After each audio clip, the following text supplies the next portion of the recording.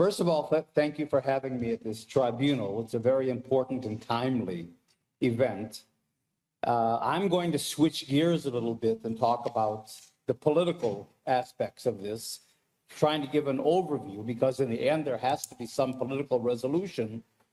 But I'm very moved, obviously, like we all are, by the testimony we've heard of people that have actually been there. I'm not there and I wasn't there. I'm here in Jerusalem. So I'm talking on more of a political level.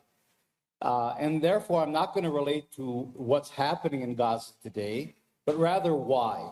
And what is the context? And why is the starvation happening?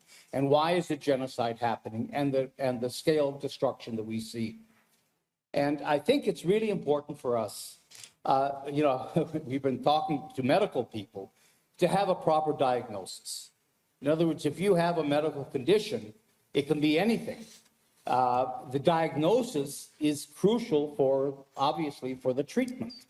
And all these years we've been talking about this as a conflict. The Arab-Israeli conflict, the Israeli-Palestinian conflict, two sides, which creates a false symmetry, making the Palestinians somehow a side in a conflict they had nothing to do with. And instead of conflict, we have to talk about Zionism as a settler colonial movement. We often use those words today, but we don't really unpack them and understand them. And without understanding that framework, that conceptual framework, without that diagnosis, you cannot get to a treatment and you can't understand what's happening in Gaza. And settler colonialism has its logic and has its process. And basically, it's when a population comes from abroad to another country with the intent of taking it over. It's not colonialism in the sense of the British in India. It's more colonialism in the sense of the British in Kenya, to some degree, but even more so, with the idea that the Zionist movement had, and that Israel has until today, that Palestine is in fact the land of Israel. It belongs exclusively to Jews, and therefore the very purpose of Zionism for the last 130 years until today, and this is a stated policy of the Israeli government, is to Judaize Palestine, to transform an Arab country into a Jewish country, to take its land, displace its population, replace its population with a Jewish one, and then normalize. And you have a situation in which permanently Palestine is not only erased, but it's perceived as a Jewish country with a Jewish population. Now, without going into real detail, settler colonialism has four stages. One is invasion and initial settlement, and this happened, of course, before World War I. But what made it legitimate, because part of this tribunal is dealing with British responsibility, and a couple of speakers have mentioned this, of course, Zionism only gained its international legitimacy with the Balfour Declaration of 1917. And that was then taken whole cloth into the League of Nations mandate. Both the Balfour Declaration and the League of Nations mandate were dictated to the British government by Chaim Weizmann, the leader of the Zionist movement in Britain. And in the League of Nations mandate, the Arab population is not even mentioned. It's called the existing non-Jewish communities, even though they were the indigenous population living on 90% of the land, or they were 90% of the population.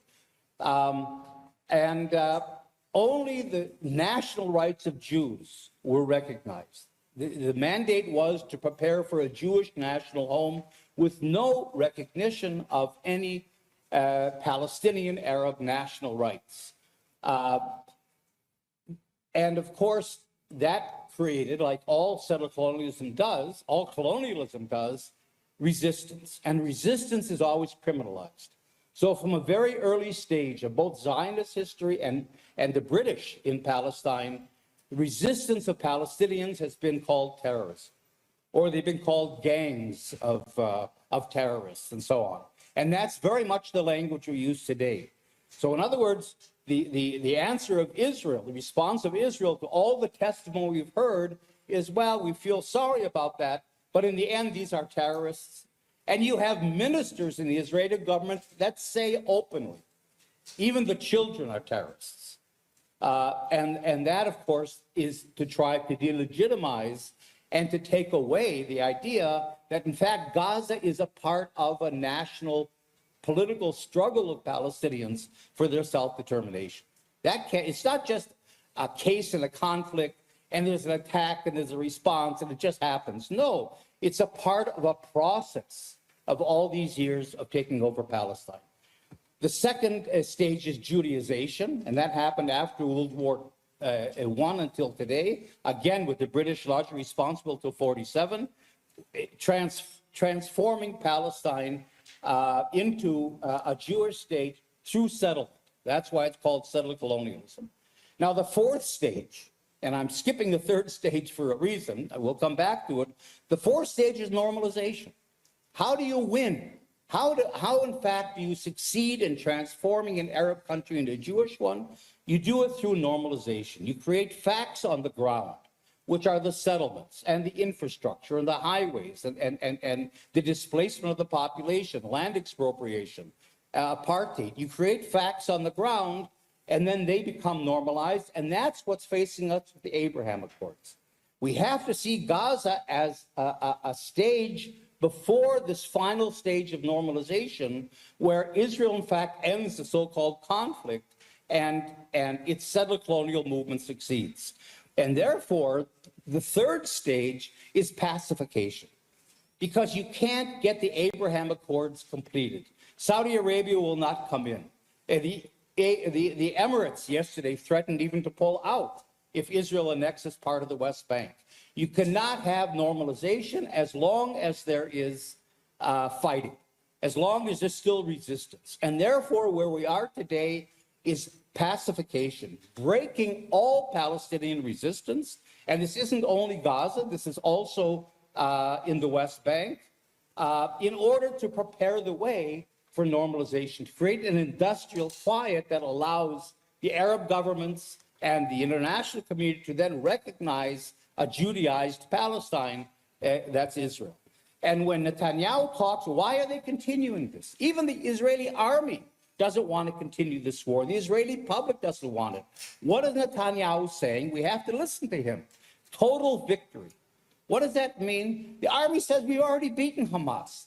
But that's not enough, because as long as there's a Palestinian presence, as long as there's a presence of resistance, as long as we haven't eliminated the last Hamas fighter, pacification is not completed. You see? And that's why this is a war to destroy Hamas. And again, if then many Palestinians are considered Hamas, not just members of Hamas, but the population, including children, then we're talking about genocide. So this is, I think, the context in which we have to understand what's happening in Gaza. Gaza means nothing to Israel. It's really not considered an important part of, they want to settle it, of course, but the West Bank is much more important. So the importance of Gaza for Israel is twofold today. One, again, is to break all the resistance and destroy Hamas, destroy any Palestinian resistance to colonization in preparation for normalization. And then the second, of course, is ethnic cleansing.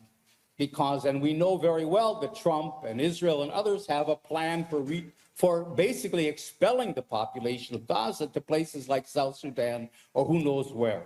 And so if Israel can get rid of half the Palestinian population of the occupied territory, 2.5 million out of 5 million people, then it's gone a long way again towards erasing the Palestinian presence. So this, I would submit, is the political context in which the atrocities that we've heard about is happening.